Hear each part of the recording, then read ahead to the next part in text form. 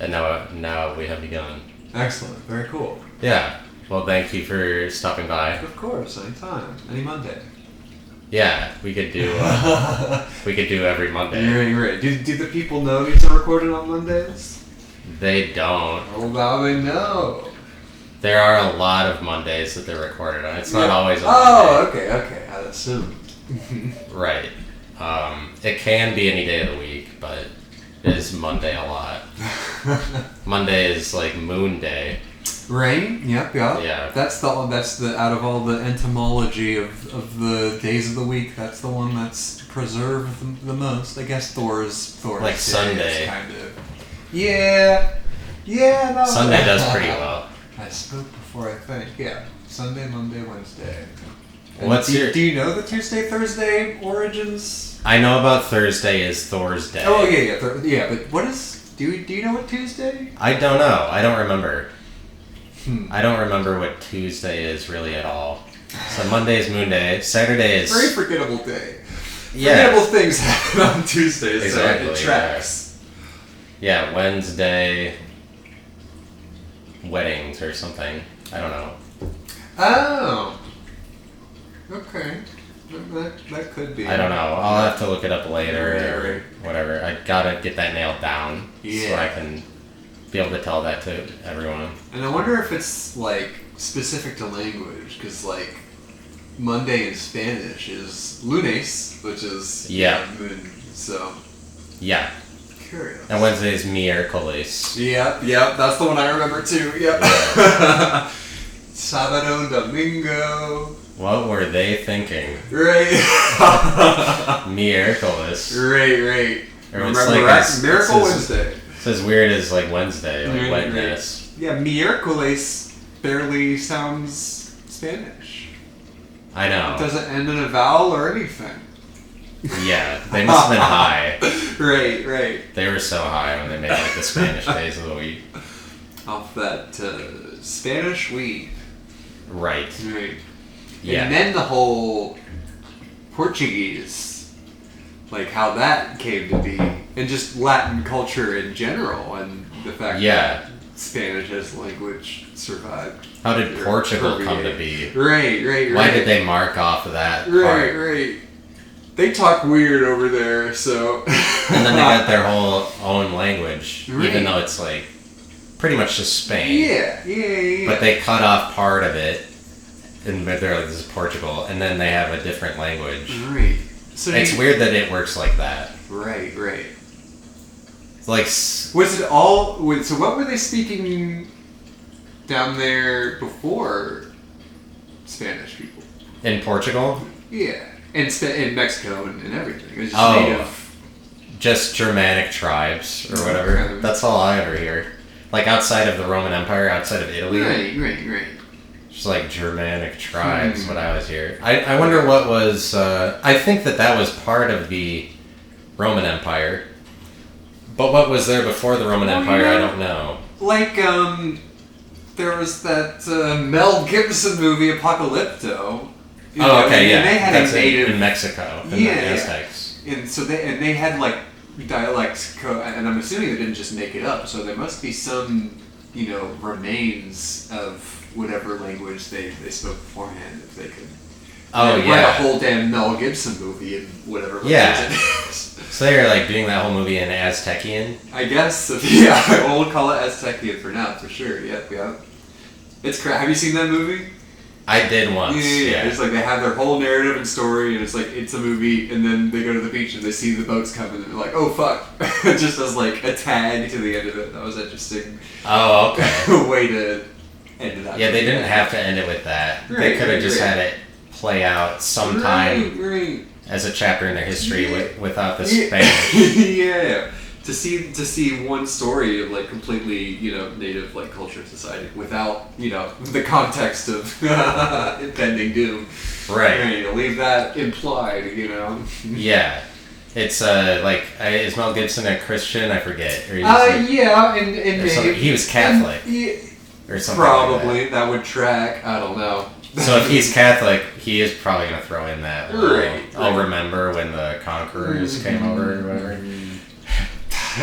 Yeah, we couldn't just leave it. They couldn't just leave it as only the Native Americans. Yeah, they were coming to make things better for these poor, simple people that were sacrificing each other and getting into these misunderstandings. Is the way to read that as a racist movie. But I think just generally to make something like that is cool and to explore a culture. It's a cool movie. Yeah. And it's strange the way that they like Mexico got conquered versus America is really different. Yeah. Because it's like Mexico got conquered is just Fernando Cortez just kind of like waltzed in there over a period of a couple months. And he's like, okay, this is Spain now. Right. This is revenge for Magellan. Yeah. You guys. They had that whole thing. Discoverers Wars. Right. I bet that they were rivals. Right. Wasn't like Amelia Earhart and all of those. Hey, she might still show up, I hope so. I was watching something about her recently, and they were like, they're just going in depth about what actually happened. And it sounds as if, no offense to her, but she wasn't making like the smartest choices because she was trying to land. She was going for a record of some kind, right?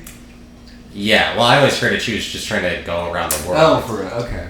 But circumnavigation. Yeah, but when she disappeared, she was like going. She was airplanes didn't have enough gas to get around the world, so she was looking for some tiny island in the Pacific to like refuel or something. Yeah, like really tiny island. Like as big as an airstrip. And she... that South Pacific theater like that. Yeah. My grandpa probably built one of the runways she was looking for. Oh, okay. He built the runway for the Enola Gay, so... Okay. I've got that guilt on my... pulsing through my blood. Yeah, the ancestral line. Right. Do you think you can follow in his footsteps? Like do something like that one day? I'd like to build the runway for something good. Yeah. Undo an atomic bomb that we drop on America. Right. Something as good. Yeah, something as good as. Have you ever heard my joke about how amazing something would have to be that if it happened on 9/11 they would think of that instead of 9/11? Okay. That'd be fun. I'm just trying to think of like if somebody cured cancer. Like on September 11th, when September, hey, it's this and I don't know. I do still think to slightly pivot to comedy, we don't necessarily have to continue to it, but I do think your 9/11 bit that you milked the hell out of a few years ago. Do you know what I'm talking about? I think so. I have a bunch. I have a number of 9/11. Well, and that you string together in one. Yeah. I keep talking about 9/11. I don't really know why. It's just like it's fun to talk about. Right. But I mean, it's like everybody knows it. Right. Yeah. But that's comedy, Everybody that knows you knows it, but you could take that and tour with it and get that kind of reaction every time. But it's just so great because you just 9/11 punchline, 9/11 punchline, 9/11 and it's that classic Family Guy gets old and gets funny again. And then I remember specifically one time you were doing that and people laughed at the last punchline and it could have been a closer. And then you went for 9/11. What happened at 10? And it was just the timing, pacing, everything. It was very. Yes, it's a good thing. Sometimes that 9/11 10/1 will work out pretty well. Yeah, it's too bad or whatever. Like what happened to 10? I'll be like 9/11. What happened to 10? Right. And then I'll go into did the firefighters die so that 10 could be forgotten? Right. Is that why it happened? Or like what, And that's it's part of the conspiracy. It's right. That disappeared. What's that about? Yeah. Because I always knew. Building 7, the number 10, Yeah, because I always knew it as 8, 9, 10, 11. Yeah. But after 9/11, everything changed. Right. I've heard the number 11 after the number 9 more often than I've heard the number 10 after the number 9. You hear people talk about 9/11 more than you hear people count to 10. So, yeah. That is kind of a... why? And people are like, everything changed after 9/11. But I don't really know what they mean. Right. I mean, I don't know that it did. Yeah. Well, how old are you? I'm 32. Okay. Yeah, I recall 9/11 pretty well. Right. But you don't. I mean, if you're like 4 years younger, you probably don't. We were have all many... excited about it. Like the country got really like. Oh, yeah. This is America, goddamn. We are America, and the Patriots won the Super Bowl, and that's the most important part. Right. Yeah. The right mascot. Yeah. That dumb, like, symbolic, because the Yankees were in the World Series, but they didn't win. Right. They lost to the Arizona Diamondbacks.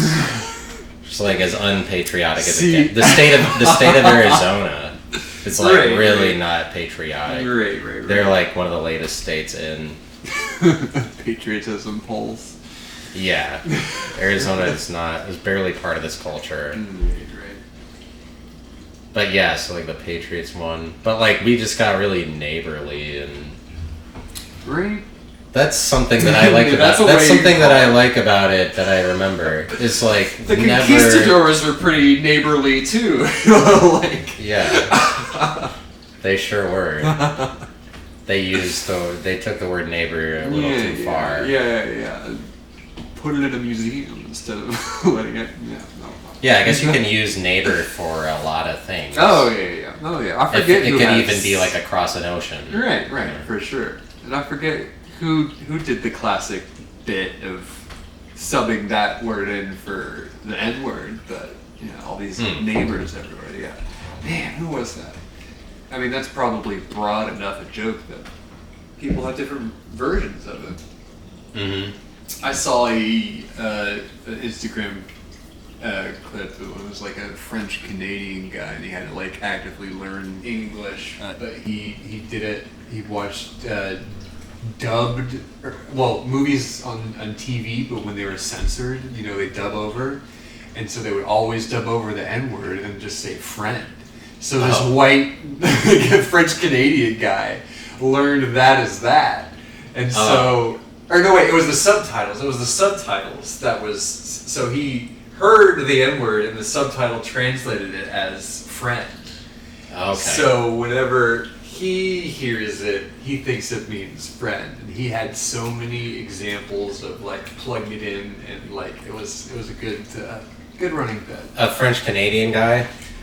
Maybe he was just French. He was definitely French and learning English, but he was funny. What's like a country in Europe that you like, or like a culture you like? Is there any you like in particular? I was always I do like French. Okay. Culture, and like it's I like French as much as I know about it. I probably English is one I like the most. Right. I've got friends in Manchester, and like I'm curious, just they're kind of funny. I mean, they're obviously funny. Yeah, like, they are funnier. But even like nowadays, for sure. People underestimate how funny they are. Right. Their sense of humor, and it's always talk about comedy that says something. It's always satirical or like absurdism, and like absurdism is so like popular nowadays because that's just they're just more straightforward than Americans are, so they're just kind of like more no bullshit. Right. They say the thing and don't they're like count on the subversion or surprise that we do. It's like they don't present a funny idea. Mm-hmm. And they're not looking for the reaction necessarily. Right. They probably don't have to. They're like less living their life like it's a TV show.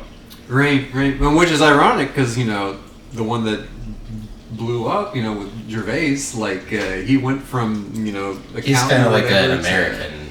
Yeah, and that's like I think why he stuck out to them that's kind of also why he frustrates me, because like he kind of got a little hackish in my opinion, at least in terms of on that side of the culture war or whatever. But you got hackish recently? I mean, it's like 5-10 years. So people have started the last 5 to 10 years. Yeah. But that have you seen The British Office? Yeah. Yeah. I mean, how like subtle and smart and sad that is. So like it's like that's clearly, you know, English humor versus American humor. Like look to The Offices and like this is so emblematic, you know. The British Office is more just like gray and like the way it actually is. Yeah, and there's a lot less of it than American. You know, Americans always take it too far, like The Office. You know. Yeah, because they didn't cancel it, right? They just kind of they ended it. Right. Like I think it's just like 2 seasons and it's over. Yeah. I mean, like when optimistically they, I think Steve had signed on for X number of seasons, and they probably didn't expect for it to go that long. And then, like when he did, like he had become a movie star, like as that was happening because of that show. So it's like, yeah. Have you seen a show called Pointless? It's a game show. Mm-mm. Oh, is that? It's like a British game show. I think I've seen clips of it. Yeah. And like most of them, they're like kind of panel showish type. Yeah. But it's pretty British humor. Just that their take on the idea of pointlessness. Right. They're like, and that's kind of they're like, it's like they're making fun of nothingness. They're like, nothing, everything doesn't matter. Right. Whatever. Yeah. Let's focus on this instead of everything else. Yeah, and it's just like a trivia show. Pretty much, it's just like whatever trivia. Right. Are you a fan of David Letterman? Yeah, for sure, and I definitely acknowledge his importance to more the late night format than comedy itself. You know, there's no clip of Letterman saying like a joke that's like absolutely amazing that I quote every day or anything. But late night wise, I'd say if I had to pick up one of the mainstreamer ones, it's Conan. But like I like. Do you like Conan more than David Letterman? Yeah. But like Pete Holmes and like Harmontown, it's more of a podcast audio thing. But like alternative type stuff like that. You like Harmontown? Yeah, absolutely. Really? Yeah, for sure. Oh yeah. And I'm sure. I mean, are you a Harmon head? Do you know? I haven't really heard his podcast, but I like him. Okay, yeah, for sure. Well, I like Community. Yeah, for sure. I mean, well, it's all done now, but the feed is still up. And if you go back, I mean, if you like hearing him talk and like have ideas in real time, like he does, like that show is just hours and hours and hours of him doing that, and it's something else. And it's cool. He was able to get an audience to do that. Like he's famous enough to tour with a podcast where it's just him talking. The podcast, and he's got his little sidekick, and they'll have guests and whatnot. But it is that's why I do consider it kind of like a talk show. How many episodes of that did he do? It went on for like 5 or 6 years, man. Oh, okay. So I didn't realize that it lasted that long. Yeah. I wonder if he'll bring it back. I was listening to him on a podcast with Duncan Trussell, and he was talking about considering bringing it back. That would be. I always kind of figured he would, just because he's. They got that crazy extension on Rick and Morty for another 1 billion episodes, so like he's gonna show run that until whenever. But like he's producing a couple other animated things for Fox and whatnot. But like I don't really hear his voice anymore, and I think and Rick and Morty has gone in such a specific direction. I still like. He's kind of a madman. Oh, 1,000%. Yeah. What he did with the show Community, what I think about it is that where he takes the actors and the actors are the characters. Oh, right, for sure. I can't think of too many shows. Dude, yeah, I mean, and there is a real life Abed. Like he's got a friend that is like that he based him around. But as that show went on and the performers brought more of themselves, because Donald Glover in the first couple episodes is just cocky jock type person, but it's just like he played the that kind of nerd, like what his character ended up being, like so much better that like the characters evolved. Yep, I'd say that show a lot more than pretty much. I can't think of too many shows more than that where it's like the characters are the actor. Right.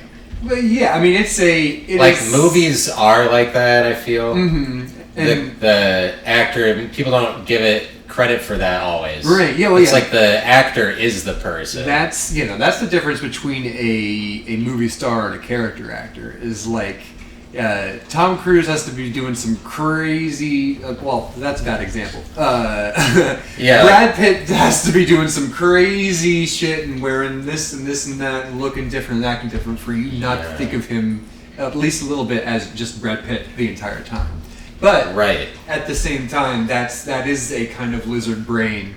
You and I see a movie and Brad Pitt's in it, and he's the Brad Pitt character is kind of smarter than everybody else, and he knows what to do, and he's good looking. Yeah. And our brain's like, oh, that's me. In this, the surrogate, the audience surrogate or the protagonist is like usually like an attractive person in some way, so it's easy to project yourself. The people that are really talented will can get off of the character. Yeah, can get out of it. Yeah, and that's like a character actor, like you're saying, like Willem Dafoe. Right, is sure. Like he can play the character so much that it's like he removes the blame from himself, and that's why. So it's not going to get back. It doesn't get back to him. Yep. That's how. Yeah, if you're going method, there are ways to act without. I am more of a method. I feel the actual, emotions and whatnot. But there are tricks to like trick your brain into raising your voice and doing this to express an emotion rather it's than a lot actually weirder to be Willem Dafoe and be able to put that on. Like you have to go into a different world. Right, for sure. I mean, he has all kinds of experience, like being an actor in New York for a billion years. Stage stuff. He started on the stage with a lot of like, great actors. Like he has so much authority acting that he can be a different character. But if you're someone faker, or I don't know if you call that like real or fake. I don't think it's a. He kind of straddled the line because he used to be a leading man. He was Jesus for Scorsese. So like Passion of the Last Temptation of Christ. I think is what we call it. And but like as his face became more distinguished, I mean, I think the first real one was that Green Goblin and Spider-Man. But like ever since then, he's always been cast as these. I always use. Pirates of the Caribbean as an example. The first movie, the Orlando Bloom character is technically the protagonist, the audience surrogate, but that allows the Captain Sparrow to be more flawed and more crazy and more fun and whatnot. Like if it was a movie about just Jack Sparrow, like the later movies are, it's like it can be a little bit this guy's too. I can't. Those are worse. Yeah. And it's like he's entertaining until he's not, and then you relate to the person who's like, oh, this guy's out of control. It's like because like all the focus isn't on him, right? Like, especially in the first movie when nobody's seen it and they don't know about the character. Right. Well, I mean, it's by the second one, it's more of like a gag that he's there. Right. A little bit. And they have to shoehorn in him running and falling and being slapped by a woman and like all that stuff. I do. Right. It's too bad that by the second movie it already gets to that point. I do still like 2 and 3 just because it's such a swing to kill him at the end of 2 and leave it as a cliffhanger. And that the CG in 2 and 3, the Davy Jones shit, still to this day just looks absolutely incredible. Yeah, I loved when those movies came out for the most part, from what I remember about it. I mean, it was an exciting time. Right. Absolutely. I still, I still retain. I mean, it is for people like like stuff like that is exciting. Like I still remember. One line of dialogue in the first Pirates of the Caribbean was like when he gives the sword for the governor. He's like, "That's gold filigree laid into the handle," and like that that line, something about the way he said it and just the combination of words. It's like, oh, that's fun to say. That's golden filigree, and it did the handle. And I've remembered it for over fucking 20 years now. So Yeah. you know. What you're talking about reminds me of the Dana Carvey show. Yeah. And it's like Dana Carvey is the main guy. Right. But then they cast like this all-star cast around because they wanted to make it as good as possible. The story of it. I don't know how that came to be, Well, it's like they had Dana Carvey, and they're like Dana Carvey was really big at the time off of SNL, and Church Lady. he had a lot of popularity from that, and so they're like, Dana Carvey's a star, and we're gonna make him his own variety show, and then they just got like the best cast possible to surround him with. Right. And so they got these people that they didn't know at the time, and it was like ended up being Steve Carell and Stephen Colbert. Oh, that's okay. Yeah. All right. And Louis C.K. was an unknown at the time, and he was hired as the head writer of it. Yeah, I remember. I forgot that was what that was for, but I remember they were all in that same room. Yeah. Yeah, but basically, it was a show about Dana Carvey, a variety show. They aired it on ABC, and Louis C.K. was the head writer for a show. And then they made Pootie Tang after that, right? And Louis C.K. Yeah. It was the same group of people, though, right? Okay, yeah, might have been. Creative end, I think. But it's like Steve Carell and Stephen Colbert really shined in this show, if you watch it back. And there's only like 6 episodes because they canceled it right away because it was way too rough for TV because Louis C.K. was the head writer. Right. And it's really especially ABC. Yeah. And they had whatever the show is, like the one with Tim Allen. Oh, Home Improvement? Yeah, that was like on right after it. Right. And that's probably trying to, yeah. But you can just tell that Dana Carvey has so much pressure on him as the main character. Right. That he is just like not as good. But like Stephen Colbert, Steve Carell are just like hilarious in it or whatever. At least like pretty funny. Was that before or after Strangers with Candy? Because that's, I think, the first time I saw Colbert. I don't know what that is. Strangers. It's a Amy Sedaris show. I don't know if you know who she is. It was on Comedy Central. It's really this 40-year-old woman has to go back to high school or whatever, and she's just got a whole bunch of makeup, and it's just a very absurd characters and whatnot. But Stephen Colbert plays the principal, I think, and then he was in that Harvey Birdman Attorney at Law, I think.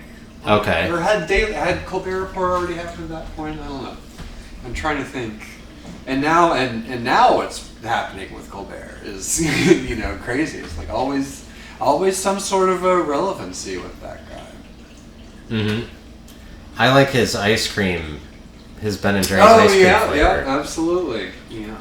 It's one of the best ice creams I've before had. Kimmel, right? Or Jimmy Fallon has one called the Tonight Dough, and then Stephen Colbert has one called Americone Dream, but it's like really good ice cream. Right? Yeah, absolutely. It's like regardless of what you think about him, at least he has his face on this like really good ice cream. It's been around since at least 2007, I think. So that and those Ben and Jerry novelty flavors don't always last a long time, but Stephen has persisted.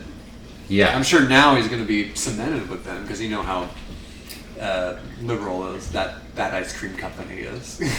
Oh, okay. Are they Ben and Jerry? Oh yeah, for sure. I mean, they've got that Cherry Garcia flavor. They're hippies. They're they're like making noise about Israel and stuff. They're actual The Grateful Dead. Like, would you do you care about them?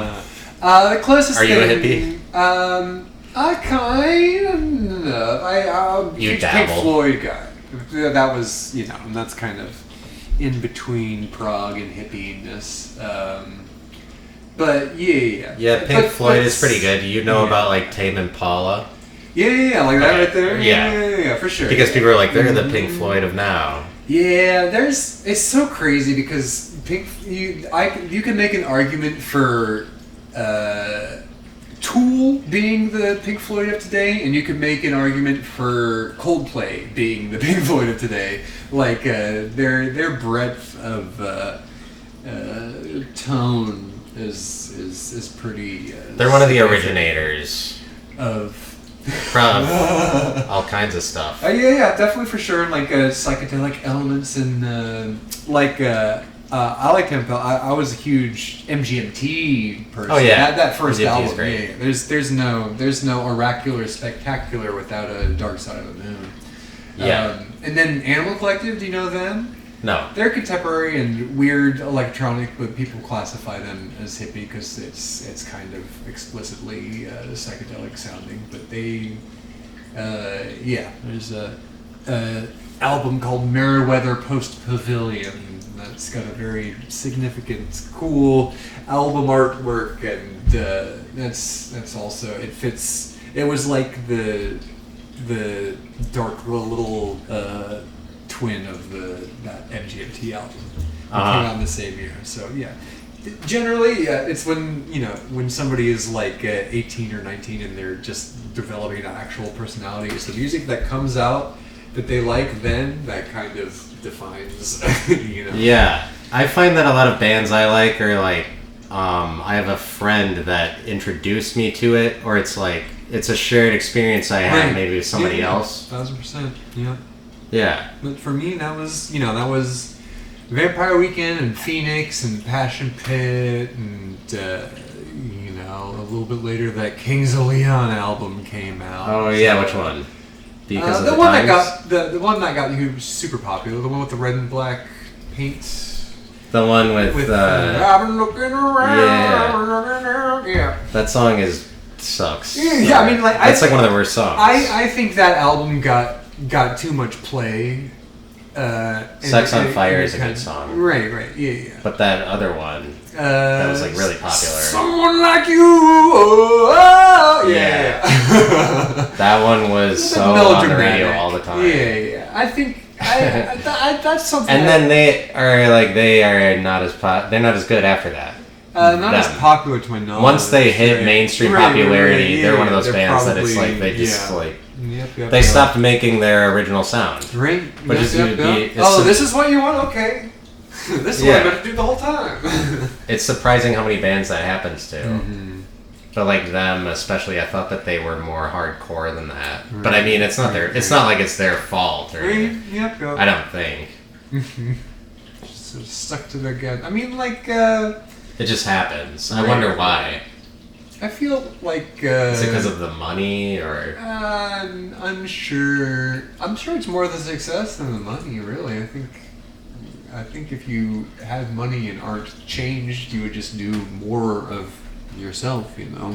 Yeah, I feel like after that they were trying to make a good pop song. Right. I mean, they have vocal fans now, and they know that those vocal fans that give them validation like this kind of thing. So might as well. And the fans are getting angry about something, or they'll be afraid that they'll get angry, so they'll play it safe. Yeah. Put out an extended. It's probably like everyone is like that. And I mean, that's why I like Vampire Weekend. Like that first album was had multiple singles on it, and they were always they continue. I think every album, not like to the degree of like Kanye West or something, but they kind of reinvent their sound every time, and they're not mainstream popular anymore, but they're still popular and successful, and I can still say their name, and people over the age of 28 still know what I'm talking about. So, well, hopefully people know about them. I don't know. Do you like older bands or newer bands more? I think I mean I'll always like those bands from late 2000s. The Vampire Weekend, Phoenix, and before that, Gorillaz. I'm a big Gorillaz type person. But, I don't know. I barely listen to music anymore. Like I'm all podcast, all audio podcast nearly all the time. Like I know of bands, and I know what I do like, and I compile a lot of playlists for like a specific comedy show or a girl or like I like compiling playlists and stuff like that. Yeah, I don't listen to a lot of new music. Right. It's tapered off more and more. It's not really a good... I guess there have been a couple of times that Spotify has said, hey, you might like this, and I did like this. So, yeah, I found a couple things like that. But, it's weird. I randomly met... No, it wasn't random. My dad used to take me down to South by Southwest, and my favorite contemporary band at the time, Everything, were playing like 5 sets, and like I went to I went to all of them, and they were fairly known over there at the time, but no one knew of them. They're from Manchester, but not many people knew them here. So like I was one of the 4 or 5 people at every set, like front row, like singing along and stuff, and like I had my little Zoom recorder with me, and I wanted to interview people and do podcasts and stuff, and then like I used that as it's like, hey, you want to do a little thing, and like we got along through the interview, and like stopped recording, hung out in the band, talked to all the band and whatnot, and like that's pretty cool. Walked back to the hotel and just not expecting anything, just jokingly, desperately go, hey, I'm Eric Boso on Facebook, and like as I'm walking back to my hotel, like the lead singer of my favorite band sends me a friend request on Facebook. It's like, oh, okay. Yeah. So, and it's a fun relationship I have that with that, because like you think in your parasocial relationship you'll see Brad Pitt or whatever, and we'd get along. I bet we could talk about, you know what I mean? But like, to have that actually happen and be true, it's kind of weird. Kind of fucked with my expectations. It kind of made me think like, I do have everybody and everything pegged a little bit, you know? New level. Right. But it's great, and like we talk about video games, and like I'm allowed to use their music in my movies, which is like amazing, and like Yeah, that's really cool. Mm-hmm. They're definitely not for everybody. They're maximalist math pop rock. Everyone loves that. Right. Maximalist math. Mm-hmm. Yeah, right. What is maximalist? That's just a lot of shit. It's a lot of, It sounds like it. So wall like of to sound. The max. Yeah. Okay. Yeah. Like it's like taking that wall of sound theory of the music production to a kind of. Do you go to South by Southwest a lot? I did. My late father, I think in 2014 was the first year, and it was like trying to get me to go to this weird conference thing, and like he was like, "No, I'm sure I swear you think this is cool." And he went down there for the tech stuff because he was a UX UI like a designer type person. Mm-hmm. But he's like, "Hey, there's all you're a young filmmaker, and there's all these keynotes and film festival stuff, and there's a music festival too. You like music? You'd be interested in that?" I'm like, okay, I'll go. Yeah, I'll go to Austin with my kinds of dad stuff for this thing, and then like and you can bump shoulders with like people, famous people, like sort of easily. Yeah. Do you want another beer? Yeah, sure. But like they don't announce the comedy lineup until like a week before the thing. And like they announced this comedy lineup, and it's like live recording of like Comedy Bang Bang and like a bunch of other like LA improv based podcasts that I listen to, and I'm like, oh shit, I'm gonna spend most, if not all, of my time doing the comedy stuff. I saw a couple movies and whatnot, and me just being me, I was smoking weed behind the venue of these comedy places, down in Austin, and I'm funny looking, and like all the comedians there just assumed I was one of them, and I was just there like hanging out, and like it was. But you weren't at that time? No, not at all. Like it was a fantasy. It wasn't even a dream. It was like there's no. Well, way it was like a vision for the future. Right, for sure. I mean, like even to true. it's a good way to think about it. It sounds like a magical place, the South by Southwest. Yeah. See, I'm sure it probably still is, like, for the filmmaking of music and Does whatnot. Joe Rogan ruin Austin? That's 1,000%. I could talk about that for hours, but because Austin used to be cool. Yeah, no, 1,000,000,000%. I mean, you just said in 10 words or whatever. I just literally watched an hour-and-a-half documentary last night about how that whole bullshit has ruined the scene down there. So much so that the guy that booked the comedy tent at South by Southwest, the guy that booked all those live comedy things and it was as high caliber as the music and film stuff. He quit last year. Last year was his last South by.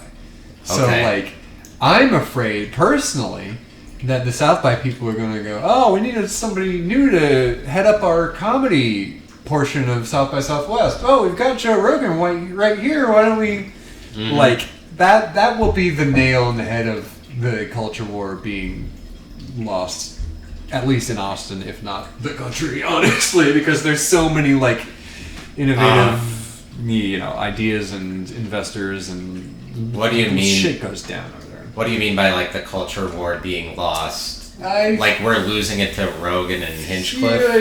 Yeah. In what way? I think dude, you would eat the shit out of this documentary that I YouTube. It sounds interesting. Yeah, I want to see it. This dude gets into this wild thing about Joe has made a kind of simulacrum of reality in picking and choosing and all that stuff, but the success, I used to listen to Joe when I was 22, 3, back when he was more likely to interview a comedian or Dr. Tyson or a musician or something like that. Yeah. But there came a point when he started bringing on, bullshit people, and he treated them with the same respect and dignity as everybody else, and to the point where it became it definitely got worse in real time, and I listened to Keltoni too back when that first premiered, and Keltoni used to be a lot better. Yeah, absolutely, and he would and it's just the band that he had was even 1,000%. And they were all funny. Jeremiah Watkins is funny. Yeah. Do you remember the Iron Man suit guy? The old Keltoni, I will watch that and a lot. And Brian Redband would make fun of somebody for having a speech impediment. Tell me how that makes sense. That guy can barely fucking talk, Redband went to my high school, Worthington, right over there. Oh, really? Yeah. I knew that he's from Columbus. But yeah, the theory is that kind of, and then so Joe is suddenly surrounded by yes men in comedy, and then that spreads, and then it seems now everybody's sucking up to Tony because they want to be, but they're all completely on the calling it now wrong side of history. It's being conservatives. There's kind of conservative attitude. Warping it's conservative Republican identity into something mainstream, the neo-mainstream. Right. Like Joe Rogan, it's conservatives. Every fucking Uber driver I've ever told that I'm a comedian is Keltoni, right? It's it's everybody's benchmark for. That's what comedy is now. Yeah, it's it's not happening anywhere else. Right. Or people forget. People like to do that, put it on Tony when there are so many other people being comedians everywhere. For sure, and people aren't recognizing the lower levels. They're just let's look at the very top, or the celebrity figure. Well, I mean, and it's ironic because the function of him is looking at the very bottom in order to feel superior. And it's just That's what it used to be, but then he ended up being whatever, really big now. I think I don't know, man. If this Netflix contract that he gets, it's Joe Rogan just kind of talks about Austin now so much, come to Austin. That's all he's talks about. Yeah, dude. I mean, that's yeah. It's and conservative values. Yeah, and he used to have cool people on and talk about theoretical stuff. Right. Nowadays, he's just talking. He just like says the same stuff over and over again. And like he literally, he's not saying anything new. In this video essay thing, it's like exactly like Heaven's Gate and the other suicide cult.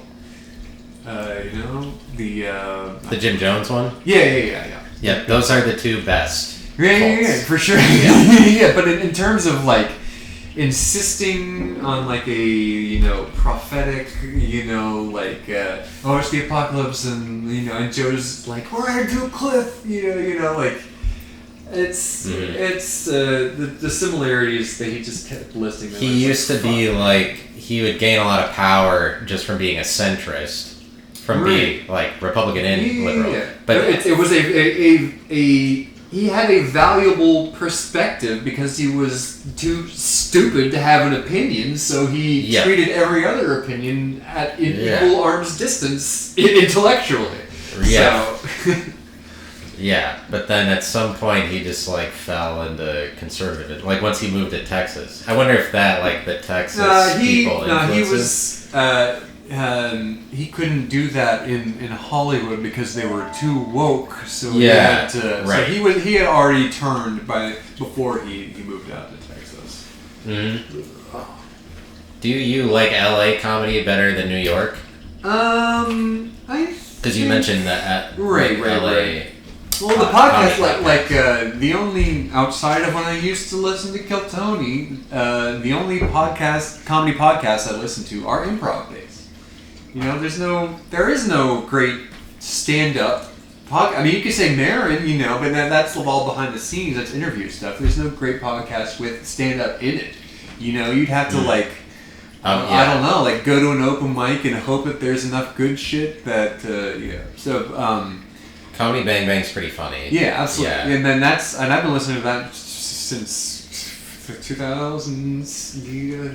Yeah, I could probably listen to that whenever. Right. Yeah. They still make that. Yeah, absolutely. Yeah. Who is the TV show or the podcast? The podcast. Okay. Yeah. He's still doing it. Yeah. Who's like a favorite person of yours that goes on there? Well, I mean, are you trying to smoothly transition into something, or no? Because I booked James Adomian for Columbus Comedy Festival. Did you? Okay. Yeah. Do you remember him? He was on in the olden days. No, I didn't know that. Okay. Yeah. He does the Bernie impression, and he does the Mike Lindell crazy pillow guy on Kimmel, and he's the voice of Bane in the Harley Quinn cartoon, but yeah, he's a great character-based improv guy, and then Scott Aukerman, the host, and Scott Aukerman's really funny. Yeah, absolutely. Paul F. Tompkins and Lauren Lapkus are like his two close. They're friends. They've got a solo podcast, the three of them. But I mean, like Scott Aukerman's really underrated. Right. I mean, and some people know of the Doughboys podcast.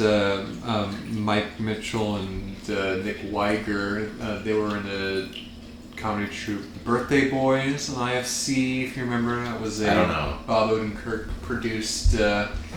He elevated them like he elevated Tim and Eric back in the day. But yeah, that Ao at a Bear, the young girl from the Bear, black girl from the Bear. Okay. She's an improv person. She's very funny, and so is Ego on SNL. You know the recent bit where they bring out a stand. Do you watch many SNL clips? Yep. Okay. When she comes out and does the stand up about just like a stand up set about airplane food or something like that. I don't think I've seen it. Okay. It's really great. But yeah, Miss Aggie. Yeah.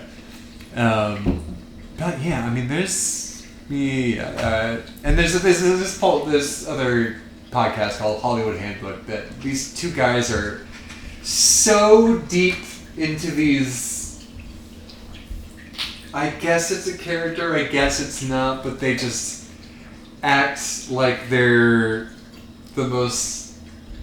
I don't know. They are pretending to be stupid, pretending to be smart. Mm-hmm. And it's such a good dynamic that they have, and it's a very I don't know. So you like when people are like being characters, like it is in Comedy Bang Bang, or I guess like in SNL. Yeah. Are you podcast wise? Are you like your comedic style? Are you a character actor, or See, like that's I guess the central question I get is whether what I do on stage is whether that's a character or a extension of my personality, and I always say I don't know, you know. Because it's like both of them. I'm not. It's not like I'm being less myself when I'm like that. I'm just being more. You know, it's 150%. So it seems. Is it kind of the goal to be both? I feel like it maybe is. I want to be both, man. halfway between. Yeah. You're almost like a caricature of yourself. You know. Yeah, and how much of it extends to like off the stage for you? Because for me, there's probably like a percentage of it.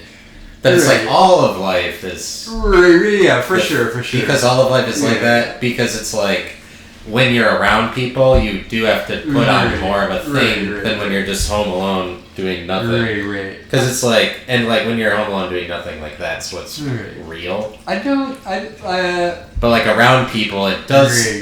Whether they like it or not, it does become a little bit more of a stage. Right. Which is something that gives me a lot of anxiety. Right. And I think no, I'll get to you in a second, but I think I do it,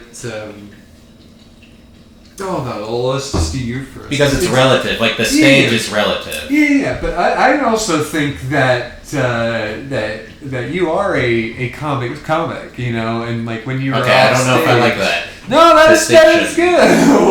Okay, it's like not an audience. No. I'm saying that. I think that our peers, I think our peers enjoy you, but you don't have to. They're not they're not jealous that like you're so different that there's no way. Yeah. You know. Okay. But I think for you, if you're feeling to you know present like that once you're off stage, I think it's just specifically your stage persona, which you know wherever that is coming from, extension of personality, this character, whatever. I think that arm's length that on stage has, like when you still act, when you don't change, when you're like, it seems like you're the same person when you're off stage, even if you're like putting on a bit or whatever, like it makes it more funny. Like, okay. Like, what happened at 10? Can you hand me that water? You know what I mean? Like, it's fun, and it is. I'm glad you said that is an ideal goal to make it indistinguishable. You know, like whether it's a character or not. Like like is it a joke or is it yourself. real? Right. Yeah. And it's so crazy because like I never got that like one of the most all the compliments I get from movies or comedy or whatever or just hanging around. Everyone's like, oh, you're always so yourself. You know, and all this advice is like aspirational posters. You know, like just be yourself. And I'm like, what? That's all I can do. Like, how do you not do it? So it's like, I guess. Like I'm wired different to. It's like what do people mean when they say that? Like what are people not being? Like, how are they not being themselves? Right. Because even if they're being like disingenuous, but I mean, they're like a disingenuous person. Or are people just being like they want to tie it back to the self and they're wrong? Because like maybe you shouldn't be yourself. Like, have you ever seen someone go on stage and instead of tell their jokes, they just recite them? You know, and it's like clearly like not funny to them anymore. It's just like that's they're not being themselves. You know what I mean? Yep. That's why I always get to just because I have to. The only active choice I'm making is trying to get myself in the mindset I was when I thought these jokes were so fucking funny. You know. and either I'll find it or the idea of me finding those jokes Isn't funny it great? is funny enough. Oh yeah. Like thinking back to the time and like the audience doesn't know that you found it funny or whatever. It's like sometimes you can capture like Right. And that's something knowing that in front of the audience. Right. But isn't that great when you can be up there and you are able to tap into like what was funny about it at the time. And it's very funny because I think when we hit this specific beat, we do the exact opposite things with it, where I'll tell the joke and it's a little bit stupid or just a pun or whatever, and then I'll do the puppy dog eyes, like, you see me do that. I have that energy. But you will say the joke, and it's just simple and this or whatever. Just fucking wait. And there's like no change. Like they'll laugh or they'll not. And like whether or not, however the show is going for you in a show, you always have the same pacing, and it's you're so unbothered, I think, and it's very funny and a great contrast to me. Yeah, in a just complimentary way.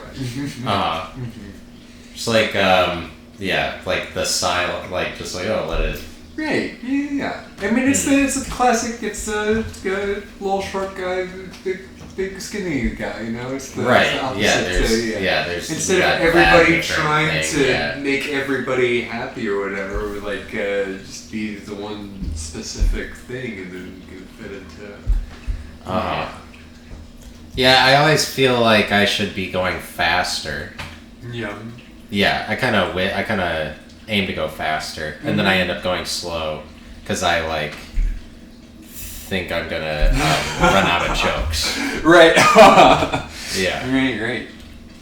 You like this Friday night. Like I'm not gonna be able to fill this 5 minutes, but like I always go too long. So it's like, just like delusional.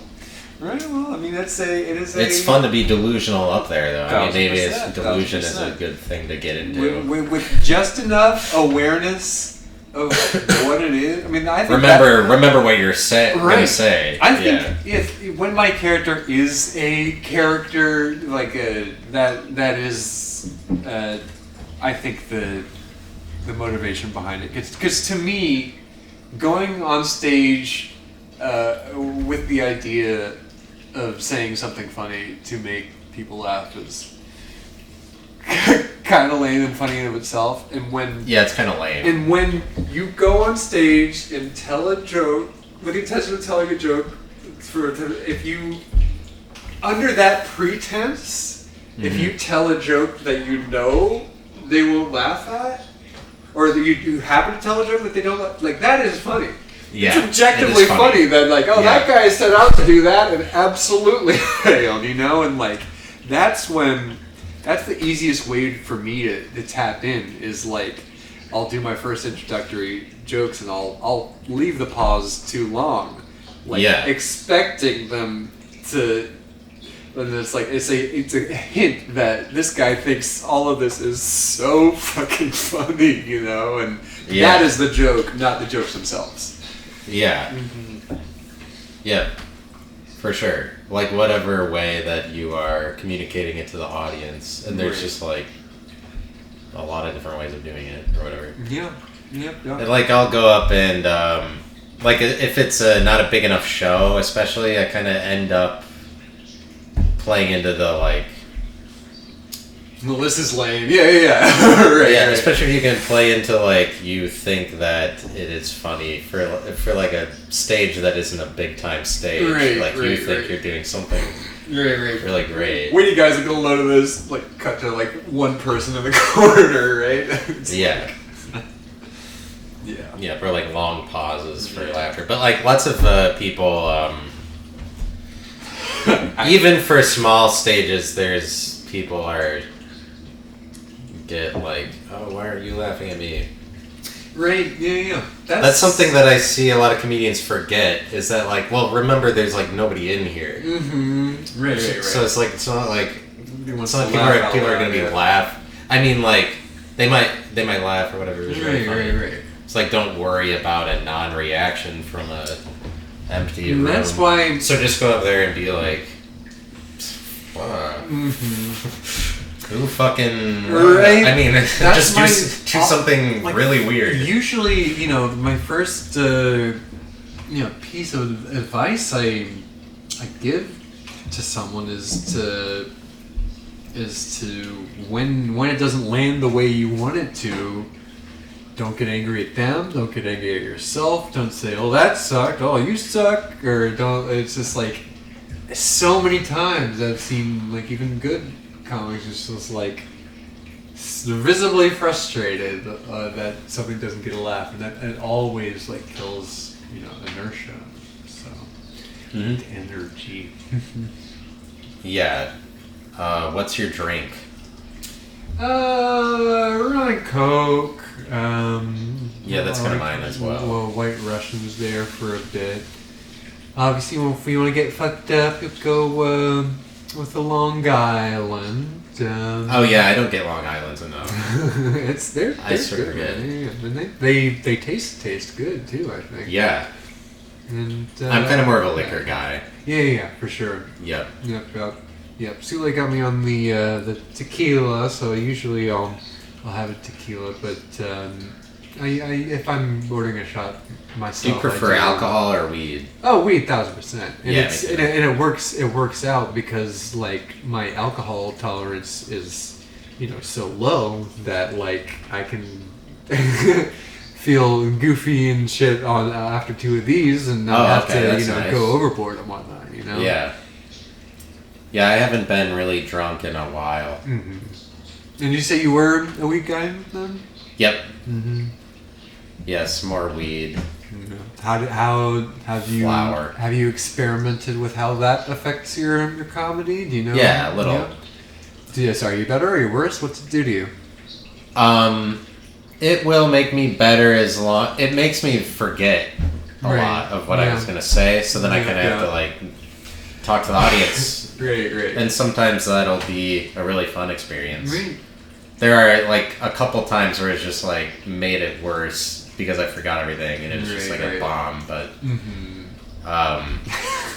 it's fun if I have the right attitude or what. Right, for sure. Yeah, but it's hard to like control your attitude. It's kind of it's funny because like you'd probably stoner comedians and whatnot will say, oh, I got too high, I forgot, and like it has.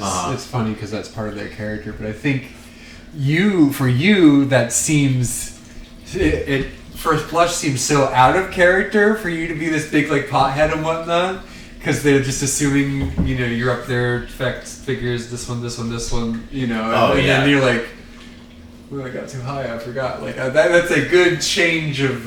Yeah, maybe I should do it more often. Yeah. As a way of, I think, like, and I'm doing this when I'm like write movies and stuff too. Like characterization is like very important. Like if something, I try to cut out every word or whatever that doesn't need to be there to serve the plot. But if it serves characterization and it gives you a sense of who this person is, it helps a lot. I mean, it's like 99% of what Jack Sparrow is he's just extremely specifically well characterized as this agent of chaos, lovable, mischievous, this, that, the other, Yeah.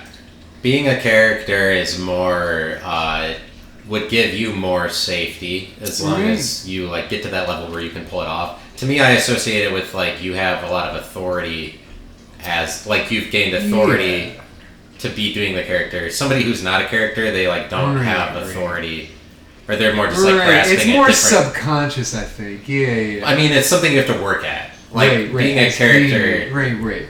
Once you've done enough work, then you are a character. But I think once you get there as a non-character person enough to be good, that becomes your characteristic, and you're not going to a Matt Connor show to see this joke. You're there to see Matt Connor.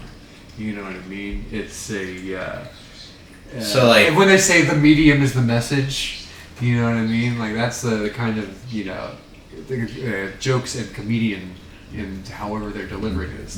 Because when I first started, I thought if the joke was funny on paper, then that's it. That's all I have to do, you know. But it's just like absolutely so much more than that. Mm-hmm. And I think it's either like some sort of surprise. So like Mark in your Normand is a delivery. character, you would say, just by virtue of that he's gotten to the level that people are like going to see him.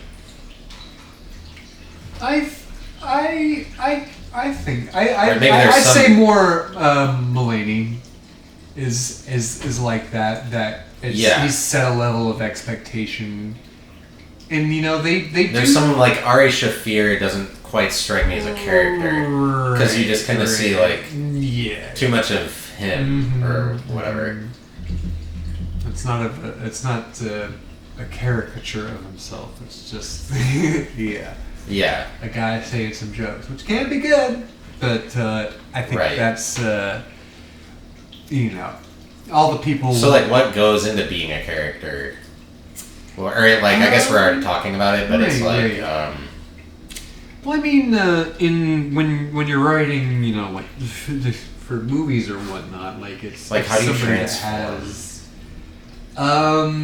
that's it is kind of a focus thing. Like, 'cause I guess I don't really think Normand is a character.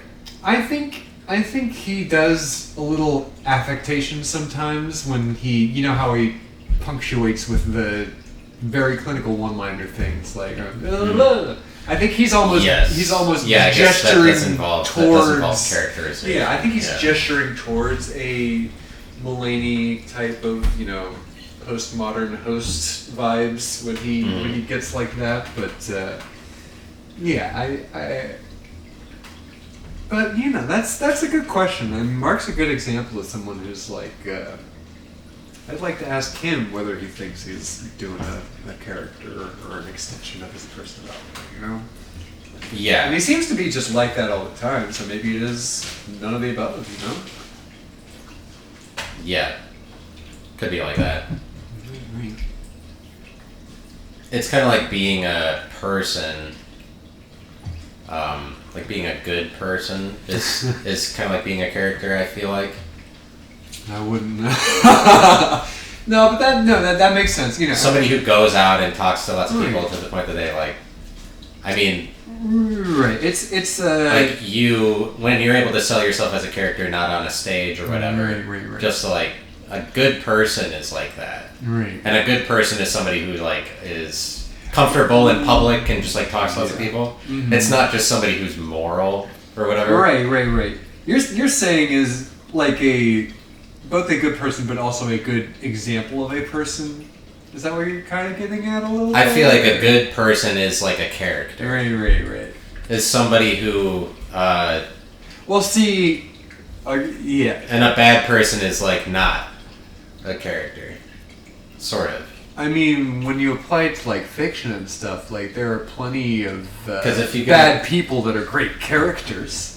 You know Right. what I mean? Yeah. So like it's Yeah, I mean like in a. yeah. Different word than good, maybe I think is where the confusion. But As I far as see like where what you're we're, going with that. as far as what we are able to put on, it's like you're a character if you are able to go out and like talk to strangers and just like then like if you have the experience of talking to people a lot, then you can rely on that and just be be kind of fake, be like whatever. Just be able to put on fakeness whenever. That comes with experience. Right. And keeping on realness is just as, you know, I think that's what some... Yeah, but people always make it like a good person is like not a sinner or something like that. Right. I think, oh man, I almost had it. It got me thinking of some good big ideas though. Like what? I forgot about it. I'm on the edge of an idea. It's these crazy moments I'll probably remember eventually, and I'll let you know. But yeah. I think, okay, so character when it comes to stand-up, when it comes to improv when it comes to a character in a book or movie or whatever. I think it's motivation. You hear in like cliche director, what's your motivation here, this, that, and the other. I think a person who goes up and does a character, when we're doing normal stand-up, it is clear to everyone that your motivation is to tell jokes and make people laugh. But I think a character is somebody that demonstrates their motivation to a point that it's like observable. It's just like when I'm where like the characterization is identifiable. Like my once with all my one-liners and weird tone stuff, my character's motivation is clear. The person that they are perceiving on stage, their motivation, they can tell that their motivation is not saying the funniest thing to get the most laughs. It is me trying to cultivate this mood. As a performer, it's me trying to cultivate this weird thing. But the character himself is doing something different from that. Right. Well, yeah. They can see the real me not caring about getting the laugh, but the character me caring too much about getting the laugh. And I think that's... It's good to be like confusing. To have a... It's going to be undefinable on the stage. Well, I think it doesn't necessarily have to be defined, but it's just like... That's another good question is it good to be mysterious? I mean, it's definitely on memorable, stage. On stage, maybe not mysterious, but just like not definable. That's kind of the same question as like should you be identified? Intriguing. Right. Identified or unidentified? Right. I think the internet has told us that if you're saying shit, you should be identified because it's anonymous branding. Yeah. You're right, Brent. It's good to have a brand so that people can recognize you. This is kind of like goes on being a character. Right, for sure. Yeah. Yeah.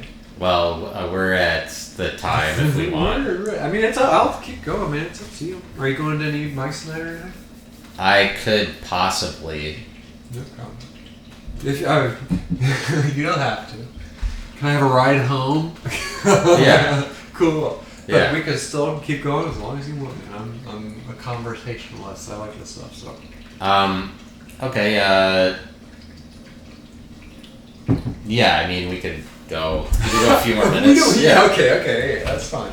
We'll go like a few more minutes. Okay. All right. Sounds good. Have any specific questions? You want me to just go on something? I have. Let me see. I don't know. I was gonna talk about like. The attic is, attic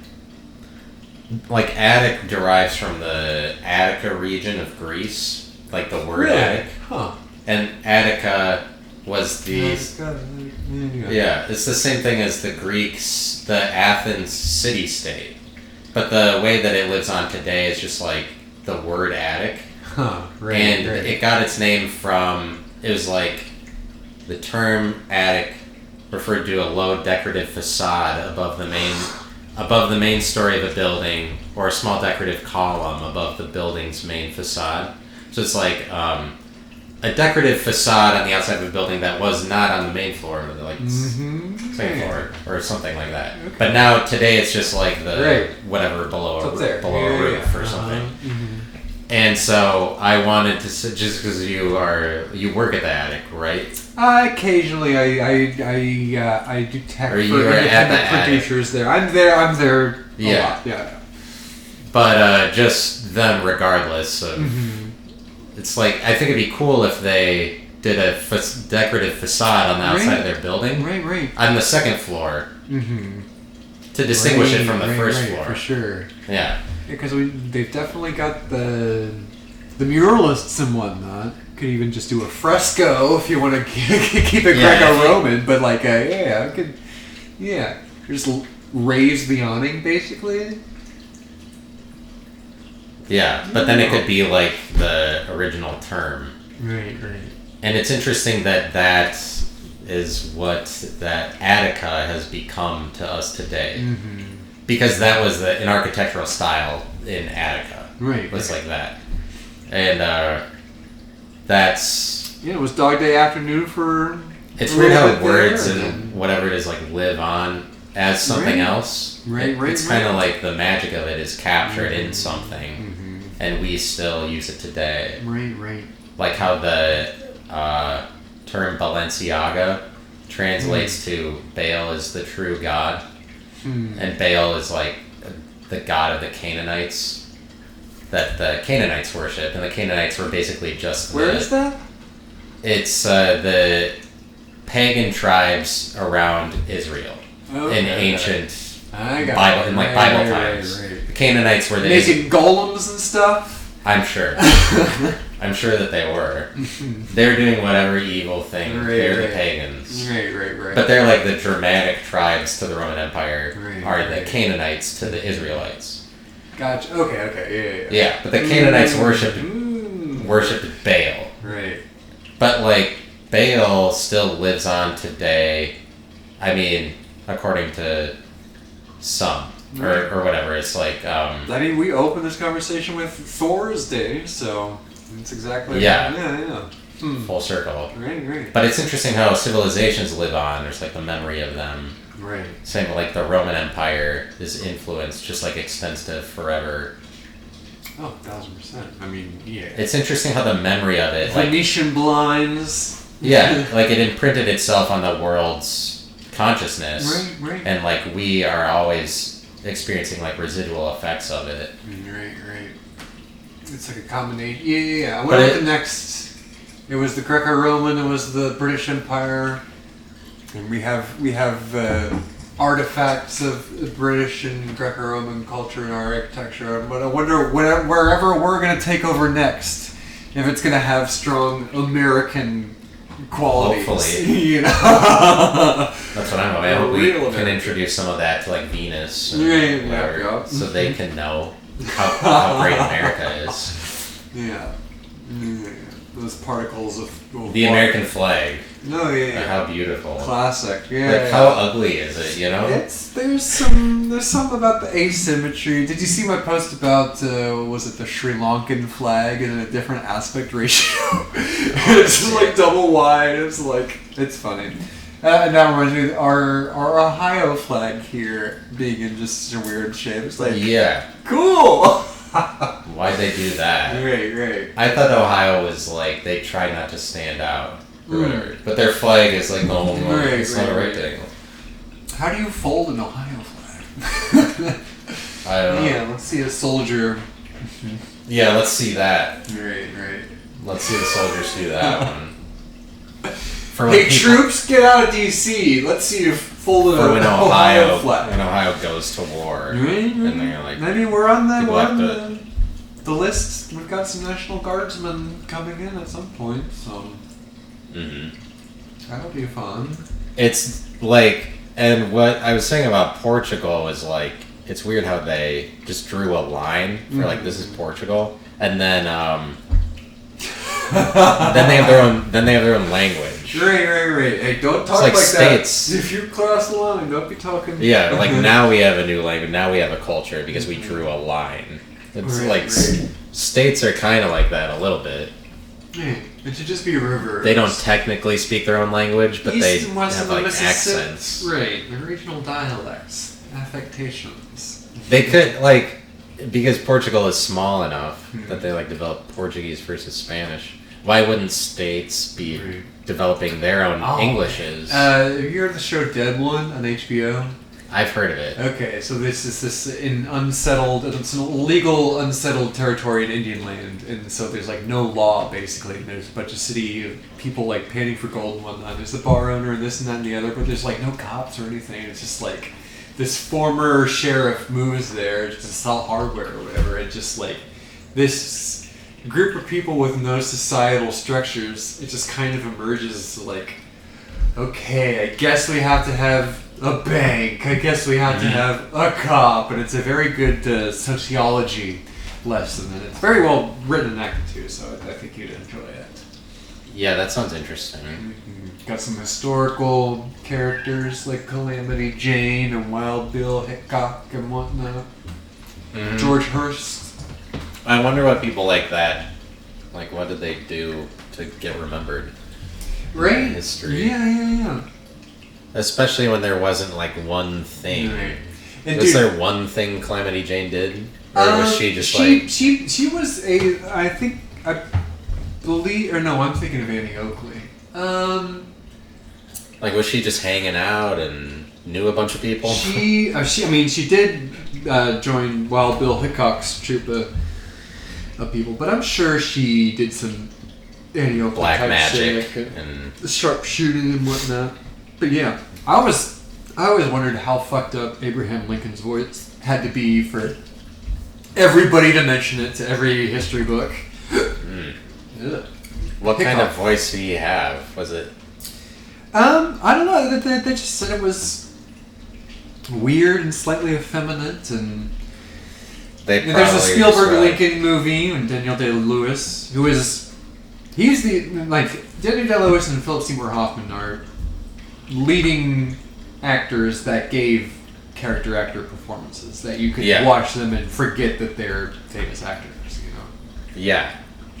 But yeah, Daniel Day-Lewis did a weird Lincoln voice for the Lincoln movie for Spielberg. Philip Seymour Hoffman, I feel like he could have done acting performances for years and years. Oh my god. Yeah. Because there's like some of the mainstream ones are so like popular that there just is a limit on how far they can go because it's like, oh, we've seen them too many times, like Tom Cruise or Arnold Schwarzenegger. It's like at some point you're like, it's you can't cast Tom Cruise anymore. Right. Yeah, that's why he produces all his own stuff. Besides in like Mission Impossible. I will say I have come around on Tom Cruise because if you consider he's pretty good. I love War of the Worlds. Yeah, for sure. Yeah, the second to most recent one, right?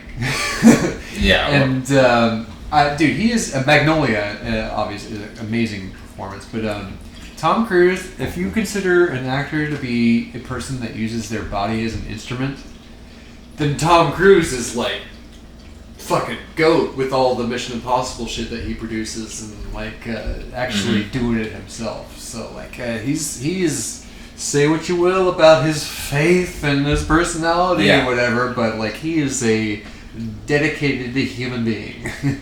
That's I wondered if he still does Scientology. I don't know. I'm sure he wouldn't talk about it either way if he quit or didn't, but like Hollywood gave him a lot of shit just because he's everyone but Hollywood, you know, Hollywood still works. Cultural perception. Yes, the people, like the public, gave him a lot of shit.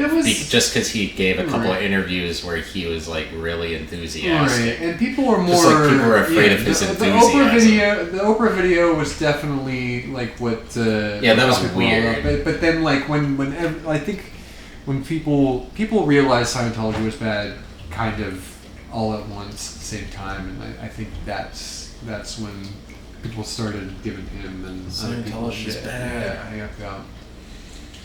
I don't. No volcano alien ghosts in my religions, you know. Yeah, they get into some pretty cool shit. Like L. Ron Hubbard is a legend for what. The Master. He's Paul Thomas Anderson's The Master at this shit. Is that what that movie is based on? It's very clearly like an allegory for that. It's a sci-fi writer who he wrote like thousands of nonfiction books or something like that. It was science fiction. He did a bunch of fiction and then did this bullshit nonfiction Dianetic, you know, fake cult religion. Scientology is just like fascinating. Yeah, that's another. I'm gonna send you this YouTube link on this why Austin sucks now too, because the whole narrative I'm really is interested about, in that. Yeah. Right on, man. Yeah.